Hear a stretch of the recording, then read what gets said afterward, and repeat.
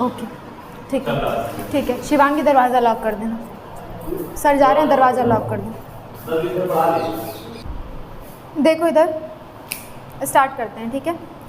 देखो पहले लेक्चर में हमने पढ़ लिया था कि यूनिवर्स का ओरिजिन कब हुआ था, डेट्स वगैरह हमने देख ली थी, है ना।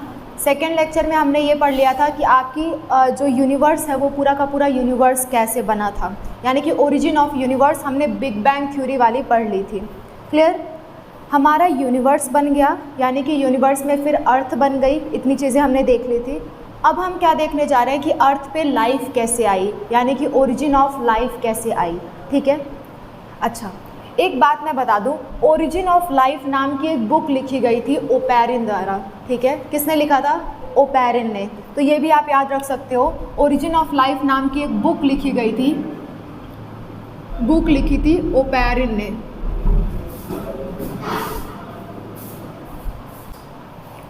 ठीक है, ओरिजिन ऑफ लाइफ नाम की एक बुक लिखी थी किसने? ओपैरिन ने। क्लियर। अच्छा दूसरी बात अगर मैं कहूँ तो ओरिजिन ऑफ लाइफ पे, यानी कि लाइफ कैसे ओरिजिनेट हुई थी, इस पे अलग अलग थ्योरी दी गई है। जैसे यूनिवर्स की ओरिजिन पे अलग अलग थ्योरी थी, पर उसमें से हमने एक मेन थ्योरी पढ़ ली थी, क्या? Big bang theory. वही हमारे सिलेबस में था, वही हमने पढ़ लिया था। लेकिन ओरिजिन ऑफ लाइफ से रिलेटेड आपको 5 थ्योरी पढ़नी है। कितनी? 5 थ्योरी पढ़नी है। उसमें से जो आपकी पहली थ्योरी है वो है थ्योरी ऑफ स्पेशल क्रिएशन। यानी स्पेशल क्रिएशन जब भी वर्ड आ जाए तो आप समझोगे कि गॉड के द्वारा क्रिएट हुई है अर्थ, ऐसा इसमें कहा गया है। Clear. Theory of special creation यही कहती है कि आपकी जो अर्थ बनी हुई है वो गॉड के द्वारा बनाई गई है, ठीक है। जितने भी रिलीजियस व्यूज़ आएंगे, चाहे वो किसी भी रिलीजन से रिलेटेड हों, कोई भी रिलीजन जो भी व्यू अपना देता है वो आएगा आपका थ्योरी ऑफ स्पेशल क्रिएशन में, ठीक है। अच्छा इस स्पेशल क्रिएशन वाली थ्योरी में एक आपकी बहुत कॉमन थ्योरी है जो कि क्रिश्चियन फादर एक थे, फादर सुआरेज, उन्होंने दिया था, ठीक है। तो थ्योरी ऑफ स्पेशल क्रिएशन की शुरुआत किसने की थी? फादर सुआरेज ने, ठीक है। वो उनका क्रिश्चियन रिलेटेड व्यू है उनका, और उन्होंने कहा कि गॉड ने, उन्होंने 3 पॉइंट्स बताए थे। उन्होंने कहा कि गॉड ने ये अर्थ बनाई है और ये अर्थ 4000 साल पुरानी है, सिर्फ 4000 साल पुरानी है, ठीक है। और उन्होंने ये कहा था कि अर्थ पे जितने स्पीशीज़ अभी प्रेजेंट हैं उतने के उतने पहले भी थे और उतने ही हमेशा रहेंगे। तीसरी बात उन्होंने ये कही कि जो आपके जितने भी स्पीशीज़ हैं ना, उनमें जैसे वो पहले थे वैसे ही आज भी हैं, उनके अंदर कोई बदलाव नहीं हुआ है। उनका ऐसा कहना है, जो कि बिल्कुल गलत है, क्योंकि बदलाव आप शुरू से देखते आ रहे हो कि आपका इवोल्यूशन का मतलब ही है कि बदलाव आना, ठीक है। तो आप जो शुरुआत की थ्योरीज पढ़ोगे उन थ्योरीज को आपको नहीं मानना है। लास्ट की जो हम थ्योरी पढ़ेंगे वही वैलिड रहेगी, उसी को हम कैरी ऑन करेंगे। लेकिन क्योंकि हमारे सिलेबस में है तो 3-4 थ्योरी हमें ऐसे ही पढ़नी है, कोई दिक्कत? ठीक है। तो पहली थ्योरी है आपकी थ्योरी ऑफ स्पेशल क्रिएशन, और इसको दिया किसने था? फादर सुआरेज ने। फादर सुआरेज ने इसे दिया था। ये थ्योरी 3 बातें कहती है। क्या क्या कहती है मैंने अभी अभी आपको बताया, तो मेरे साथ नोट कर लो इस चीज़ को, ठीक है।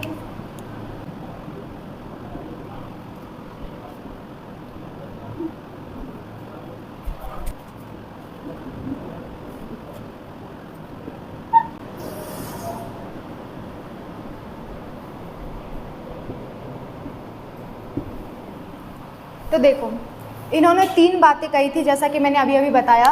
पहली बात थी कि अर्थ हमारी 4000 साल पुरानी है, सिर्फ 4000 साल। दूसरी बात इन्होंने कही थी कि जितने भी स्पीशीज़ हैं वेयर क्रिएटेड एज सच, यानी कि जैसे हैं वैसे ही क्रिएट करे गए थे, उनमें कोई बदलाव नहीं आया है। इन 4000 सालों में उनमें कोई बदलाव नहीं आया, ऐसा ये कहते हैं। नेक्स्ट आपका ये कहते हैं कि diversity of species are same. ये कहते हैं कि जितने डाइवर्सिटी पहले थी, यानी कि जितने ऑर्गेनिज्म पहले थे उतने ही आज भी हैं और उतने ही हमेशा रहेंगे, जो कि सरासर गलत है। आप अपने सामने देख सकते हो कि कई सारी ऐसी स्पीशीज़ हैं जो एक्सटिंक्ट हो चुकी हैं। जैसे कि क्यूबन मकाऊ, एक तरह का पैरट की तरह दिखने वाला बर्ड है वो क्यूबन मकाऊ, वो अब एक्सटिंक्ट हो चुका है। आपका जो पैसेंजर पिजन था, जो आप पहले की मूवी वगैरह में देखते थे, जो कबूतर होता था वो चिट्ठी वगैरह लेके जाता था, अब वो एक्सटिंक्ट हो चुका है, अब वो इस दुनिया में नहीं है।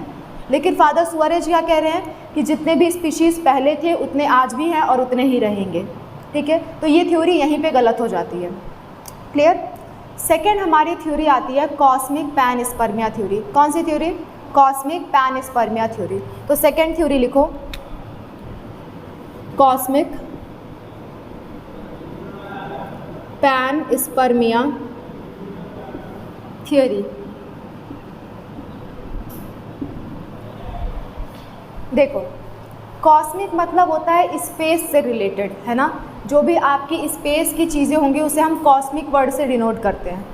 कॉस्मिक मतलब होता है स्पेस से रिलेटेड, पैनस्पर्मिया मतलब स्पोर से रिलेटेड। अब स्पोर क्या होता है, देखो बताते हैं। स्पोर क्या होता है कि जैसे आपके प्लांट्स वगैरह में आप बीज वगैरह देखते हो ना, सीड देखते हो, तो वैसे लोअर प्लांट्स में बात करें तो लोअर प्लांट्स में स्पोर्स बनते हैं, बीज नहीं बनते, सीड नहीं बनते, स्पोर्स बनते हैं।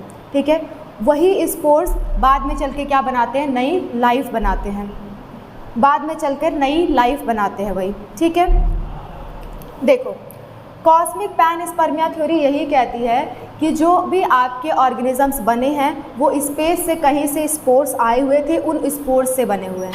ठीक है, तो ये थ्योरी ऐसा कहती है कि स्पेस में कहीं कोई स्पोर्स रहे होंगे, ठीक है, किसी अदर प्लैनेट पे, और वहाँ से स्पोर्स हमारे प्लैनेट पे आ गए, जिसकी वजह से हमारे प्लैनेट पे लाइफ आ गई।